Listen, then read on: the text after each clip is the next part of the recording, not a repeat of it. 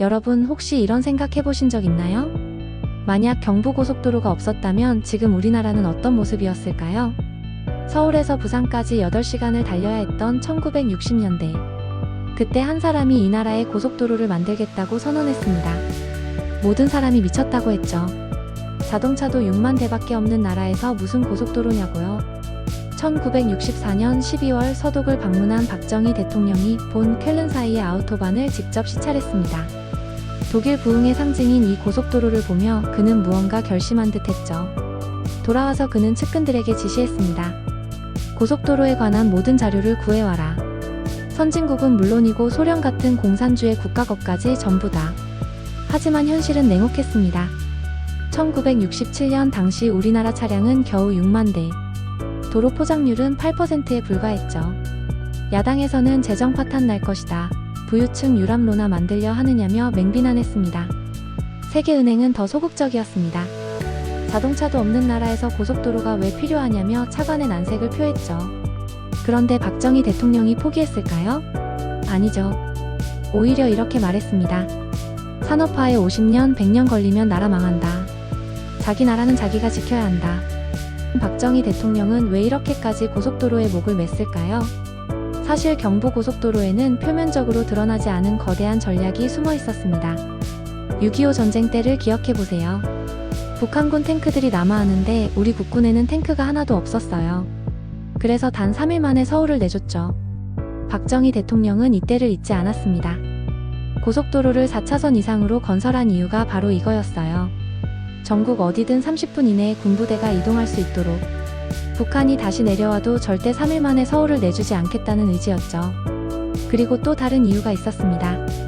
바로 체제 경쟁. 당시 북한이 잘 살았거든요. 1960년 북한의 1인당 국민소득이 137달러로 남한의 94달러보다 1.5배나 높았습니다. 1970년까지도 북한이 남한을 앞서고 있었어요. 박정희 대통령은 이걸 뒤집어야 했습니다. 경부고속도로는 단순한 도로가 아니라 우리 체제가 더 우수하다는 걸 보여주는 상징이었던 거죠. 그런데 이 모든 계획을 실현하려면 누군가는 실제로 고속도로를 지어야 했습니다. 과연 누가 이 불가능한 일을 해낼 수 있었을까요? 현대 정주영을 불러. 박정희 대통령이 정주영 회장을 청와대로 부른 이유는 하나였습니다. 태국에서 고속도로를 건설한 경험이 있는 유일한 한국 건설업체였거든요. 박정희 대통령은 정주영 회장에게 말했습니다. 임자, 당신만이 태국 고속도로를 성공시켰으니 그 경험으로 우리나라 경부고속도로를 건설해달라. 하지만 정주영 회장도 처음엔 망설였습니다. 주변에서 모두 말렸거든요. 건설비 산정만 봐도 엉망이었어요. 건설부는 650억, 재무부는 330억, 공병감실은 490억, 서울시는 180억. 제각각이었죠. 그런데 현대건설이 내놓은 금액은 280억 원. 가장 현실적이었어요. 정주영 회장이 결심한 순간 그는 이렇게 말했습니다. 주판을 엎고서 공사를 하자. 일반 시멘트의 3배 가격인 조강 시멘트를 쓰기로 한 거예요. 일반 시멘트는 일주일 후에 발파가 가능한데 조강 시멘트는 12시간 후면 됐거든요. 시간이 돈이었으니까요. 그런데 문제가 하나 있었습니다. 시멘트를 어떻게 운반하느냐는 거였어요. 당시는 기차로 화물을 실어 날랐는데 화차를 구할 수 없었거든요.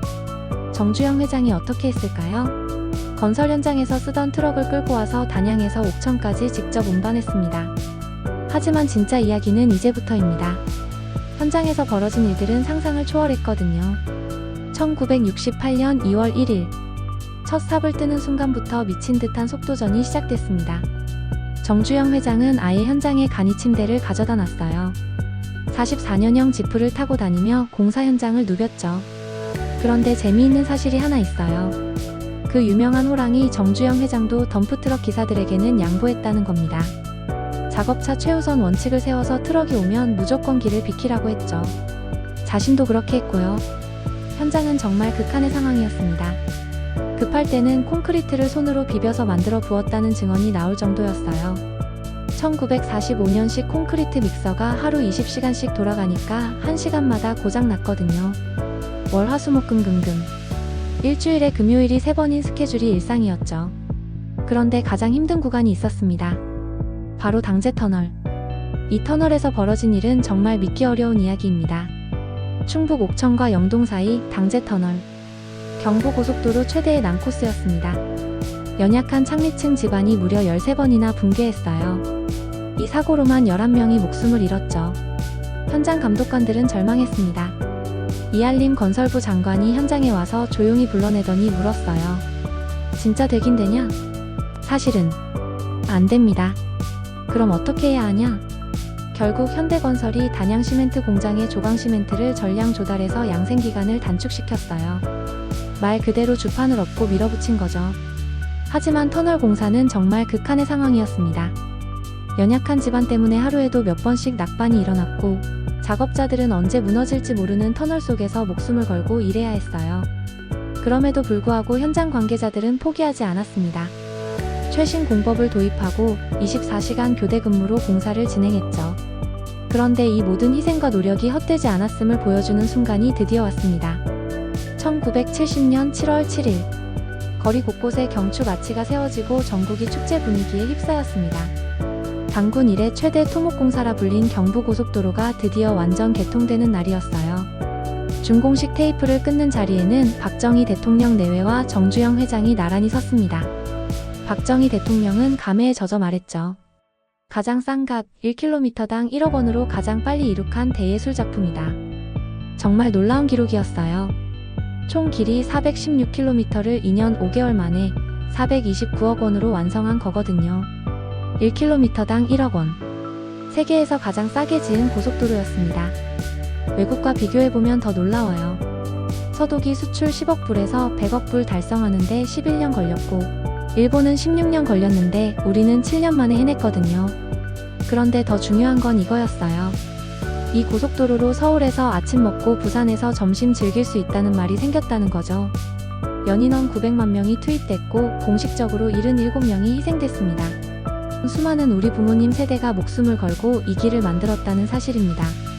그런데 이렇게 엄청난 희생을 치르고 만든 경부고속도로가 과연 그만한 가치가 있었을까요? 결과부터 말씀드리면 경부고속도로는 대한민국을 완전히 바꿔놨습니다.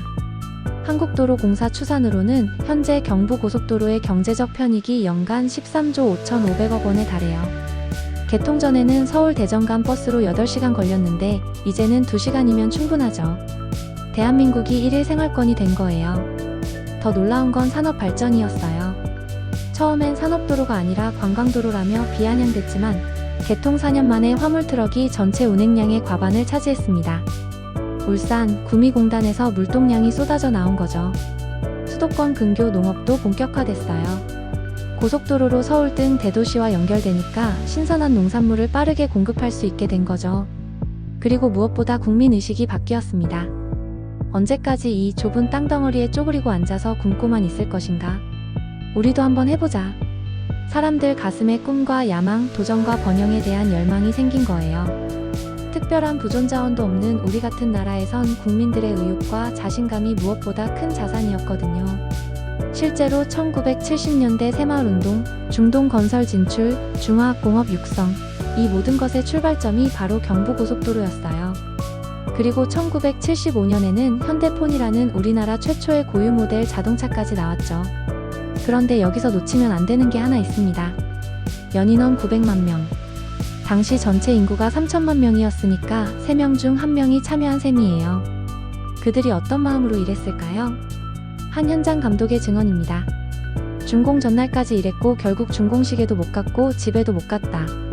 준공 후 산사태가 나서 한 달간 천막치고 현장에 머물렀다. 또 다른 증언. 그 흔한 기념사진 한 장 찍을 겨를 없이 엄숙하게 시공했다. 이분들이 왜 이렇게 했을까요? 돈 때문이었을까요? 아니에요. 당시 정부의 생각은 이거였어요. 무슨 짓을 해서든지 조국 근대화와 산업화를 이뤄 가난에서 벗어나고 번영의 길로 나아가기 위해서는 이 경부고속도로 건설이 국민의식을 바꾸는데 결정적 역할을 하리라 믿었어요.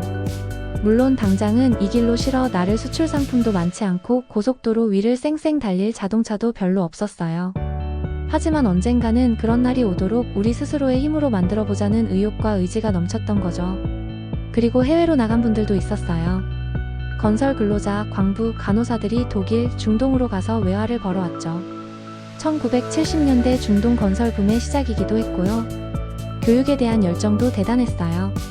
1950년대부터 교육 입국을 기치로 초등학교 의무교육을 시작했고 1960년대엔 직업고등학교와 전문학교를 세워 숙련 기능인을 양성했어요. 그분들 덕분에 우리가 지금 이런 나라에서 살고 있는 겁니다. 2004년 중국 상하이에서 아시아고속도로 협정이 체결됐습니다. 경부고속도로가 아시아 하이웨이 1호선에 포함된 거예요. 일본에서 시작해서 우리나라, 중국, 동남아시아, 인도, 터키를 거쳐 유럽까지 연결되는 거대한 대륙고속도로의 핵심 구간이 된 거죠. 박정희 대통령이 1964년 독일 아우토반을 밟으며 꿈꿨던 일이 현실이 된 겁니다. 그런데 더 중요한 건 이거예요. 경부고속도로는 단순한 도로가 아니라 국가 의지의 결정체였어요. 불가능하다고 했던 일을 해냈고 세계에서 가장 싸고 빠르게 완성했으며 그 결과 북한을 추월하고 선진국 대열에 합류할 수 있었죠. 무엇보다 우리 국민들에게 우리도 할 수 있다는 자신감을 심어줬어요. 지금 젊은 세대들이 K-팝, K-드라마, K-게임으로 세계를 정복하고 있잖아요. 그 자신감의 뿌리가 바로 여기에 있어요. 우리 부모님, 할아버지, 할머니 세대가 맨손으로 일궈낸 기적 말이에요. 경부고속도로를 달릴 때마다 생각해보세요. 이 아스팔트 아래 77명, 어쩌면 그보다 훨씬 많은 분들의 피와 땀이 스며 있다는 걸. 그리고 900만 명이 우리 후손들은 더 잘 살게 해주자는 마음으로 돌과 흙을 날랐다는 걸. 오늘날 우리가 누리는 모든 풍요와 번영의 출발점이 바로 이 길이었습니다. 1970년 7월 7일 77명의 희생으로 완성된 416km의 기적. 경부고속도로. 대한민국 경제의 대동맥이자 우리 민족의 의지가 만들어낸 영원한 유산입니다. 우리가 당연하게 여기는 이 길 하나하나에 이런 드라마가 숨어 있었다는 걸 알게 되면 조금 다른 마음으로 고속도로를 달리게 되실 것 같아요. 지금까지 청취해주셔서 감사합니다. 구독과 좋아요는 애국입니다.